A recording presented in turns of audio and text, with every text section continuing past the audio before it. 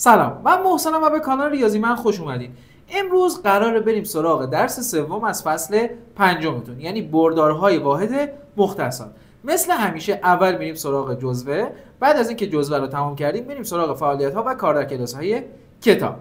بردارهای واحد مختصات به دو بردار آی که هست 1 و 0 و J که هست 0 و 1 بردارهای واحد مختصات میگن. نگاه کنید، همونطور که میدونید بعضی چیزا واحد اندازه‌گیری داره. مثلا من میخوام وزن خودمو بگم، میگم چند کیلو گرمه. یا مثلا میخوام زمانو بگم، مثلا چند ثانیه شد یا چند ساعت شد. یا مثلا فاصله از این شهر تا این شهر رو میخوام بگم کیلومتره. میبینید هر چیزی یه واحد اندازه‌گیری داره. بردارها هم واحد اندازه‌گیری داره. یعنی این بردار که اینقدر حرکت کرده، من بر حسب آی و جی میتونم بگم اینقدر آی داره اینقدر جی داره. یعنی چی؟ یعنی اون سازنده، اون واحدهایی که باعث ساخت یه بردار میشن و من بر حسب آی و جی میتونم بگم. آی حرکت طولیه، یعنی حرکت طولی یه واحد به سمت راست رفتن رو میگیم آی. پس یه واحد به سمت راست رفتن رو میگیم آی. یه واحد به سمت بالا رفتن رو میگیم جی. خب اگه به سمت چپ رفته باشه چی میشه؟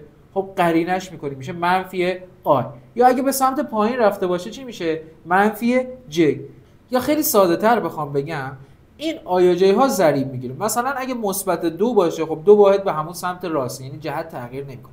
اما اگه منفی 2 باشه، خب میبینید دو واحد به سمت چپ. پس با استفاده از ضریب ها من میتونم هر برداری رو نمایش بدم. اگه به سمت راست رفته باشه، به سمت چپ، بالا و پایین، با استفاده از ضریب میتونیم بسازیم. نکته: برای تبدیل یک بردار به بردار واحد مختصات کافی است عدد طول را ضریب آی قرار بدیم. گفتیم با استفاده از ضریبا میتونیم بسازیم. پس عدد طول یعنی چی؟ همون چپ و راست رفتن، یعنی همون عدد بالا رو، و عدد عرض را ضریب جی قرار بدیم. عرض چی بود؟ همون بالا یا پایین رفتن و ضریب جی قرار بدیم. بریم چند تا مثال حل کنیم. بردارهای زی را بر حسب آی و جی بنویسید. این تمرین یک صفحه 80. خب نگاه کنید، A رو داده، گفته بر حسب آی و جی بنویسید. کافی این عدد رو برای کنید عدد طول دیگه کنار آی بنویسم، یعنی 3 واحد به سمت راست رفته 3 آی و 7 واحد هم به سمت بالا رفته مثبت 7 جی. باید روی آی جی این علامت بردار رو بذارید چون نشون دهنده بردار. یا برعکسش، آی و جی داده، میگه مختصاتش بنویسید. نگاه کنید این عدد کنار آی همون چیه؟ تغییرات طولیمون میشه، پس میشه منفی 2 اینجا. این تغییرات عرضمونه، یعنی بالا پایین شدن، میشه مثبت 5. به همین راحتی. یا میگه از مختصات به آی جی تبدیل کنید یا از آی جی به مختصات. سی چی میشه؟ 3 مثبت 3 منفی 2. این هم از این. اما مثال بعدی، با توجه به بردار A و B مختصات بردار C را به دست بیارید. اینو ما جلسه قبل داشتیم، اما توی جلسه قبل به این صورت داده بود، به صورت مختصاتی داده بود، گفته بود C رو به دست بیارید. شما کافی بود این مختصاتش رو داخل C بذارید و به دست بیارید. اما این جلسه بر حسب آی جی داد. شما دو تا راه دارید. یک، این که بر حسب همین آی جی حل کنید، یعنی بذارید منفی این A و بعد منفی B رو بذارید داخلش و بعد آخر با هم دیگه ضرب کنید ساده کنید. یکی راه دوم چیه؟ اینو تبدیل به مختصات کنید، مثل جلسه قبل حل کنید. من با هر دو تا روش حل میکنم که ببینید هر دو تاش مثل همه، بستگی داره شما با کدوم راحت تر باشه. خب اول از همه بیاین اینو تبدیل به مختصات کنید. این 3 اینجا میشه 3 منفی 4، اینجا میشه منفی 2 مثبت 3. حالا قرار بدیم C برابره، بچه میخوام بر حسب آی جی اول بنویسم، منفیه، به جای A همین رو بذاریم 3i منهای 4j به علاوه 3 تا b منفی 2i به علاوه علامت اینا رو بذارم به علاوه 3j. حالا کافیه ضریب ها رو در اینها ضرب کنیم. ضریب ها در تک تک اینها ضرب میشه، این هم در این و در این ضرب میشه. خب این میشه منفی 3i مثبت 4j، بعدیش میشه منفی 6i به علاوه 9 J. حالا اونایی که مشابهن رو با هم دیگه باید حل کنیم. خب این مشابه اینه، جوابش میشه چی بچه ها؟ منفی 3 و منفی 6 میشه منفی 9i. این چی؟ این دوتا هم مشابه هم دیگه، پس مثبت 4 و مثبت 9 هم میشه مثبت 13j. این از این. میتونم به صورت مختصاتی هم بنویسم c برابر است با این منفی پشتش 3 و منفی 4 و علاوه 3 تا منفی 2 مثبت 3 که این اولی میشه منفی 3 مثبت 4، دومی چی میشه؟ علاوه منفی 6 مثبت 9 که میشه منفی 9 مثبت 13. میبینید همین شد. اینم اگه بخوام به صورت مختصاتی بنویسم میشه منفی 9 مثبت 13. میبینید دو تا جواب یکیه، بستگی داره شما با کدوم راحت ترین. من خودم باشم این روش دومی رو انتخاب میکنم، یعنی اول تبدیل به مختصات میکنم و بعد قرار میدم. مثال بعدی، معادلات مختصاتی زیر را حل کنید. خب بچه‌ها اینم دقیقاً مثل جلسه قبله، فقط نکتهش اینه که باید این آیجر ها رو تبدیل به مختصات کنید یا برعکس این مختصات رو تبدیل به آیجر کنید و با هر کدوم که راحت تری حل کنید. خب من گفتم که با مختصات راحت ترم، پس این آیجر رو تبدیل به مختصات میکنم و حل میکنم. یکی از دوستانتون ممکنه با آیجر راحت تر باشه، این 1 و 2 رو تبدیل میکنه یک آی و علاوه 2j اونطوری حل میکنه، هیچ فرقی نداره. خب این خودش همینطوری میمونه 1 و 2 منفی 2x. این میشه چی بچه ها؟ 3 و منفی 4. خط معروفمون رو میکشیم، این اینجا اضافه است، این باید بره این طرف. منفی 2x برابر است با 3 و منفی 4 و علاوه منفی 1 و منفی 2. حواستون باشه دیگه، میره اون طرف علامتش قرینه میشه. این منفی 2x خودش میمونه، اینجا میشه چقدر؟ 2 مثبت 3 و منفی 1 میشه 2، پایین هم میشه منفی 6. حالا تقسیم بر ضریب x منفی 2 منفی 2 منفی 2 x به دست میاد منفی 1 مثبت 3. اینجا هم همینطوری. اینو میبینید آیه، اینو باید تبدیل به چیکار کنم؟ مختصات کنم. ولی میبینید اینجا یه ضریب هم بچه‌ها وجود داره، اینو به این راحتی من نمیتونم حل کنم. اول از همه این ضریب رو باید در داخل مختصات ضرب کنم و بعد بتونم حل کنم. خب مینویسم، نیا کنید 2x رو خودش مینویسم، اینو نیا کنید 3i. خب 3i نیا کنید بالا قرار میگیره، j دارم اینجا؟ نه. پس ضریب j چند میشه؟ 0 برابر است با 4x منهای، حالا مثبت دیگه اینجا منفی میره داخلش، مثبت منفی 4. این منفی 4 در 1 میشه منفی 4، منفی 4 در 2 میشه منفی 8.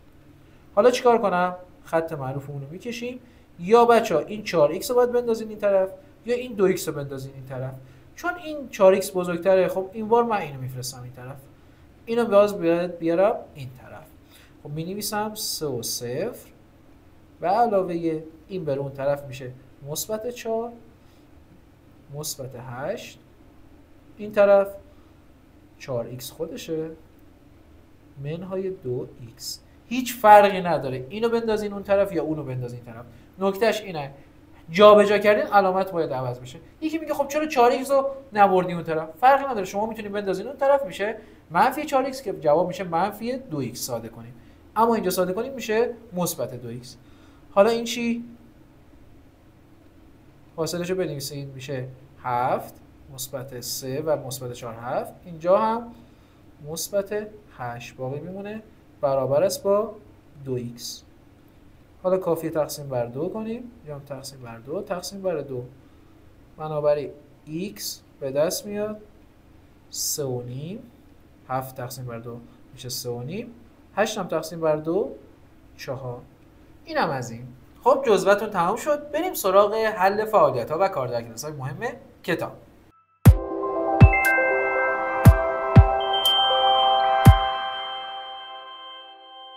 فعالیت صفحه 78. سوال 1. برای اندازه‌گیری هر یک از مقدارهای زیر از چه واحدی استفاده می‌کنیم؟ خب زمان بچه‌ها ما چی بود؟ ثانیه. حالا بعضی جاها چی؟ ساعت. ولی معمولا ثانیه است. زاویه چیه؟ درجه. دما چیه؟ درجه سیلیسیوس.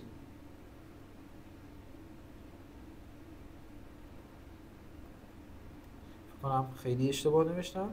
جرم چیه؟ گرم یا کیلوگرم. طول چیه؟ بچه سانتی متر هم داریم، متر هم داریم. حالا میتونیم بنویسیم متر چون استانداردتره. سوال 2. در محور زیر واحد را نشان دادیم. عدد 2 و منفی 1 را روی محور نشان دادیم. خب 2 بچه ها میشه اینجا نکنید 2 تا از این میشه 2، منفی 1 هم میشه اینجا منفی 1. سوال 3. همانطور که ملاحظه کردید برای اندازه‌گیری و نمایش عددها روی محور به واحد نیاز داریم. برای نمایش بردار نیز به واحد نیاز داریم. این واحد باید از جنس بردار باشد. با توجه به اینکه بردار در صفحه مختصات با 2 محور نمایش داده می شود، به واحد روی هر 2 محور نیاز داریم. در شکل روبرو بردارهای واحد روی هر 2 محور مشخص شدند. مختصات بردار واحد را بنویسید. خب نگاه کنید، آی که گفتیم همون تغییرات طولیه. یه واحد در سمت راست حرکت کرده میشه مثبت 1، بالا و پایین نرفته پس 0 میشه. جی چی؟ یه واحد رفته به سمت بالا، چپ و راست رفته نه، پس چپ و راستش میشه 0. یه واحد رفته بالا 1. بردار A مساوی است با 4i به علاوه 2j را رسم کنیم. خب 4i یعنی 4 تا به سمت راست بره، 1 2 3 4. 2j 2 تا به سمت بالا بره، اینجا میشه. کافیه از اینجا به این وصل کنیم. این میشه بردار A من. مختصات بردار A را بنویسیم. مختصات بردار A هست همون 4 و 2. مختصات بردار A را از رابطه زیر به دست بیارید. بردار A بچه‌ها 4 تا آی داره. آی چی بود؟ 1 و 0. J چی بود؟ 0 و 1. خب اگه اینو ضرب کنیم میشه 4 و 0. اینو ضرب کنیم میشه 0 و 2. جمع اینا همون میشه 4 و 2. کار در کلاس صفحه 79. در هر قسمت بردار داده شده را بر حسب آی جی و سپس به صورت مختصاتی بنویسید. خب نگاه کنید، A من میخوام بر حسب آی جی بگم. نگاه کنید 3 تا آی داره. خب A برابر است با 3 آی. چند تا جی داره؟ 2 تا اومده پایین. پس بچه‌ها چی میشه؟ منفی 2 جی. مختصاتی بخوام بگم میشه 3 و منفی 2. این چی بچه‌ها؟ 2 تا آی در جهت منفی ها داره. پس بردار B برابر است با منفی 2 آی. خب 3 تا به سمت پایین داره، منفی 3 تا J. ببینید خلاف J پس قرینه میشه. پس میتونم بگم منفی 2 منفی 3. این چی بچه ها؟ 3 واحد در سمت چپ داره، پس C میتونیم بگیم منفی 3 آی به علاوه چند واحد در سمت بالا داره؟ 1 J که میشه منفی 3 مثبت 1. این هم از فعالیت صفحه 79 کتاب. سوال 1. طرف دیگر هر تساوی را مانند نمونه کامل کنید. بچه‌ها ردیف اول کافیه بر حسب آی جی بنویسید. ردیف دوم آی جی رو بر حسب مختصات. گفتیم که عدد بالا کنار آی قرار میگیره، عدد پایین کنار جی. پس این میشه منفی 1 آی به علاوه 3 جی. این از پایین گفتیم برعکس، باید بر حسب مختصات بنویسیم. عدد کنار آی میشه چی؟ 2. پس بالا بنویسیم. عدد کنار جی چیه بچه‌ها؟ نداره. گفتیم ضریب نداره، ضریبش چنده؟ 1. میشه منفی 1 چون منفی پشتش داره. این چی؟ این میشه 1 آی منهای 1 جی. این چی؟ منفی 2 آی منهای 2 جی. اینجا هم میتونم بنویسم نقطه 2 و منفی 3. اینجا هم میتونم بنویسم 3 و 0. چرا؟ چون جی نداریم. پس به جایی که وقتی جی نداریم 0 میذاریم. سوال 2. دو دانش آموز معادله برداری زیر را حل کردند. مراحل حل آنها را با هم مقایسه کنید. بچه‌ها حمید از یه روش رفته، سعید از یه روش. حمید چیکار کرده؟ حمید اومده این مختصات رو تبدیل به آی جی کرده و بعد این 2x رو برده یه طرف، این گذاشته یه طرف، اینا رو فرستاده اون طرف. وقتی فرستاده اون طرف قرینه شده و بعد اومده اینا رو با هم ساده کرده شده این و بعد تقسیم بر ضریب x کرده، جواب شده این. اما سعید چیکار کرده؟ اومده اینا رو تبدیل به مختصات کرده و بر اساس مختصات نوشته. جواب هر دو تا درسته، فرق نداره از کدوم روش برید، این بستگی به خودتون داره. معادله‌های زیر را با روش مورد نظر خود حل کنید. یه دونه‌شو بچه‌ها من انجام میدم، اون یکی دیگه به عنوان تمرین بر عهده خودتون. خب نیا کنید دعای منهای جی، من اینو تبدیل به مختصات میکنم. من با مختصات نویسی راحت ترم، پس من این کارو میکنم. یکی از شما میگه نه من میخوام اون مختصاتم تبدیل به آی جی کنم، هر جور راحته. پس میشه دعای که 2 منفی جی میشه منفی 1 برابر به علاوه 3x برابر است با منفی 6 مثبت 3. خب این 3x خودش میمونه مساوی منفی 6 مثبت 3، این میره اون طرف میشه منفی 2 مثبت 1. این 3x خودش این طرفه، اینجا میشه منفی 8، این ور میشه مثبت 4 تقسیم بر ضریب x تقسیم بر ضریب x تقسیم بر ضریب x. x به دست میاد منفی 8 سوم و مثبت 4 سوم. این هم از حل این سوال. این یکی هم که گفتیم به عنوان تکلیف بر عهده خودتون. کار در کلاس صفحه 80. اگر a مساوی با این باشه و b مساوی با این باشد، مختصات بردارهای x و y را به دست بیارید. بچه‌ها این هم دقیقاً مثل اون مثالی که داخل جزوه حل کردیم. میتونید خود آی جی قرار بدید یا اینا رو تبدیل به مختصات کنید. من میام تبدیل به مختصات میکنم. این میشه 3 و منفی 2. اینم تبدیل به مختصات کنم، حالا بالاش می‌نویسم 2 و مثبت 1. کافیه در این x قرار بدیم.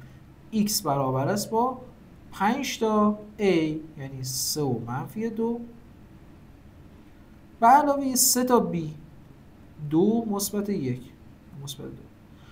حالا ضرب کنیم چی میشه؟ میشه 15 منفی 10 به علاوه 6 مثبت 3 که جواب میشه 21 و منفی 7. y چی میشه؟ y برابر است با منفی 3 در 3 و منفی 2 به علاوه 4 در 2 1 که جواب میشه منفی 9 مثبت 6 و علاوه 12 مثبت 4 که جمع و تفریق کنیم میشه مثبت 3 و مثبت 10 و همین راحتی. اما تمرین صفحه 80 و 81 مثل همیشه تمرین بر عهده خودتونه.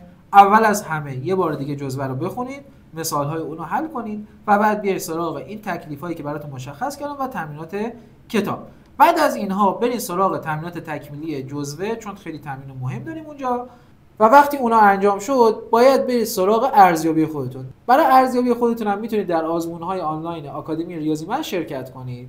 در پایان باید تشکر کنم که این ویدیو رو تا انتها دیدید. اگه نظری، پیشنهاد چیزی داشتی حتما داخل کامنت ها برام بنویس. اگه کانال ما رو هنوز سابسکرایب نکردی لطفا سابسکرایب کن و ما رو به دوستات معرفی کن، چون این حمایت های شما از ما باعث انگیزه برای تولید محتوای بیشتر میشه. تا ویدئوی بعدی و فصل جدید، خدا نگهدار.